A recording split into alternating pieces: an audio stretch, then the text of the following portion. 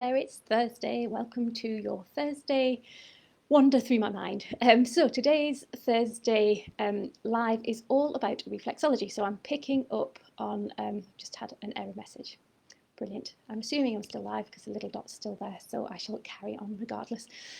So with my theme of just explaining a few different therapies to you in this series. So I'm going to talk today about reflexology and why reflexology endometriosis and how it can help when you shouldn't have it and when it's most beneficial.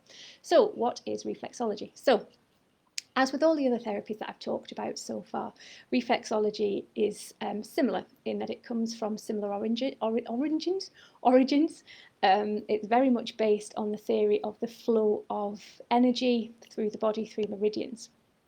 The basis of reflexology is that the main organs and the main systems and structures of the body are reflected, hence reflexology, onto the soles of the feet and the hands and the ears as well. But when you talk about reflexology, most people automatically think of the feet.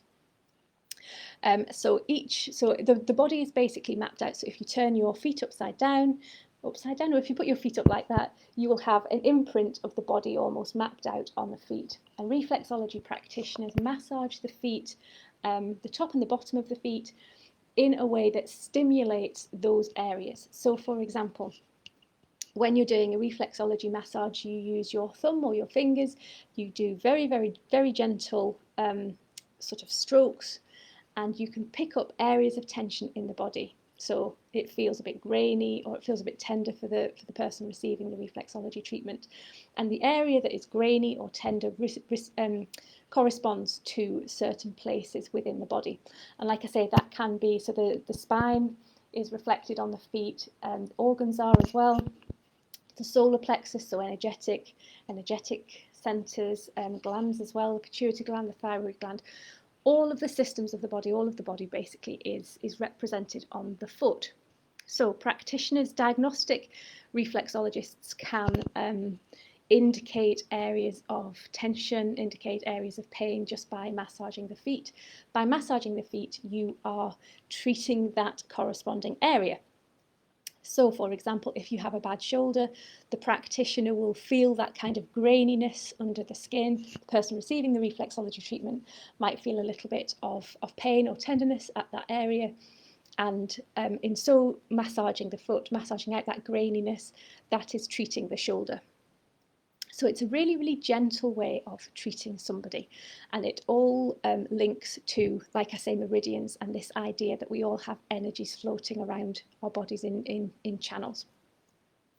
So the key thing about endometriosis, no, not the key thing about endometriosis, the key thing about how reflexology can help with endometriosis. Again, it's exactly the same as the other things that I've talked about in terms of Reiki, acupuncture as well. So it's a similar thing. It can help with endometriosis because it gets the blood, the chi, water, everything circulating through the body.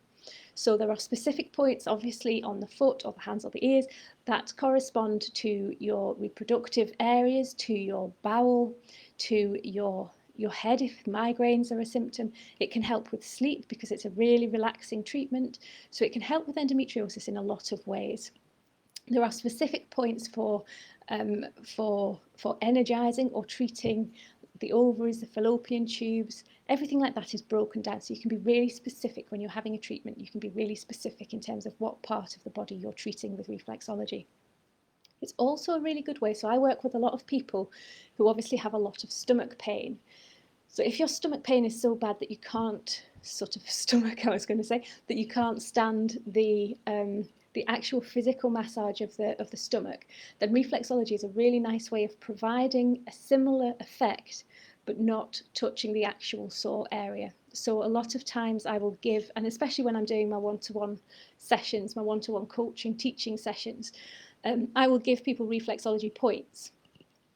So that if they're having a flare-up, so normally I would teach somebody how to do an abdominal massage, but if you're having a flare-up and if everything's just really nasty and sore around there and you just can't face the thought of actually touching your stomach, massaging your stomach, then I would give you the reflexology points that correspond to the massages, so you can massage your reflexology points instead of the actual area of pain. So it's a really, really nice way of getting relief to your symptoms. So it's really good for pain, it's really good for inflammation, exactly the same way as acupuncture and Reiki.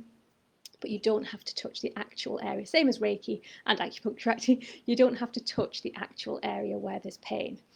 You can do it yourself. So most of the reflexology points are accessible. If you're good at yoga, especially, because you can sit in cobbler and reflexology your own feet. It's also really good if I'm giving specific points. I like to involve the partner as well, especially if it's a fertility issue and we're working around the fertility points. It's a really nice way of building a connection with your partner as well, because they can be involved in essence in your treatment as well. So it's a really, really nice treatment. I have used it a lot in terms of endometriosis, specifically for pain management, for energy. It's really, really good treatment for boosting energy levels. There are specific points, like I say, that refer to certain, like the thyroid gland, pituitary gland. There's different points, the solar plexus. There's different points you can stimulate, you can massage in order to get a really nice energy boost. So yeah, it really, really helps endometriosis. I use it in conjunction with other stuff. You will know by now that everything I'm talking about is part of my programs, and I use a little bit of everything. So I don't always give people reflexology points, but it is a major part of the work that I do. I don't know why I got into reflexology, because I'm a bit weird about feet. So I used to do reflexology as a standalone treatment back in the day. But that didn't last very long because I just got a little bit freaked out by all the feet. So I much prefer to teach people reflexology pertinent to their own health symptoms that are going on. When not to have reflexology, okay, so there are contraindications to having reflexology. There are probably two very, very obvious ones, similar to acupuncture.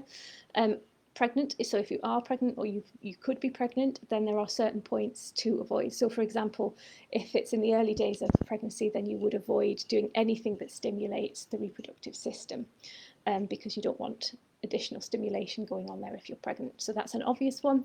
And probably an even more obvious one, which I maybe should have started with, is if that person has any problems with their feet. Now, problems with the foot, it could be like an open wound, it could be something like gout, it could be, now I was going to say plantar fasciitis, I can never say that, plantar fasciitis, you know what I mean, yeah. Now that I've actually treated somebody with that, with reflexology, doing a very, very light reflexology massage and more of a bit of Chinese massage as well. But ordinarily I would stay away from that just because of the pain levels involved. In terms of foot massages, obviously, like I say, you can get hand reflexology and ear reflexology. So the hand reflexology is pretty much the same as the foot. You'll see that if you get a chart, you'll see that pretty much it's exactly the same. So the thumb corresponds to the big toe, the side of the hand corresponds to the side of the foot. The ear is a little bit different, but you can get points to stimulate again in there. So that's a very, very brief introduction to reflexology. If you have any questions, I'm not certain, so I can see you're all watching. Thank you very much for watching. And I can see I have notifications, but I can't tell whether they're questions or not. So no, I don't think they are. I've just checked. So no, they're not questions. But if you do have any questions, please let me know. Just a quick one as well. My group program, my endo pain management group program, starts on Monday evening UK time. If you can't make the lives, they're recorded anyway, so that's fine. You don't have to make the lives. If you are interested, drop me a message and I'll send you a link to register. I'm going to stop registration on Sunday, just because with every group program I do, I always tailor the resources that I'm giving to people's individual symptoms who come onto the group programs. So I ask for a symptom questionnaire when you book in. So I need to give myself time to write the, it's telling me I have a notification. I don't know if you heard that ping, but yeah, it's not showing anything. So sorry, interrupted myself. So I need to give myself time to basically finalise the course and make sure that it's hitting everybody's symptoms that have registered. So I always shut the door about a day before the course starts. So I'll be shutting the doors Sunday evening. So if you do want to register, make sure you register before Sunday evening to make sure you're on the course. You just need to pay £50 registration fee, and then the balance is due after that. But all the details I can send to you if you are interested. Take care, guys. Have a lovely weekend. I shall see you next Thursday, if not before.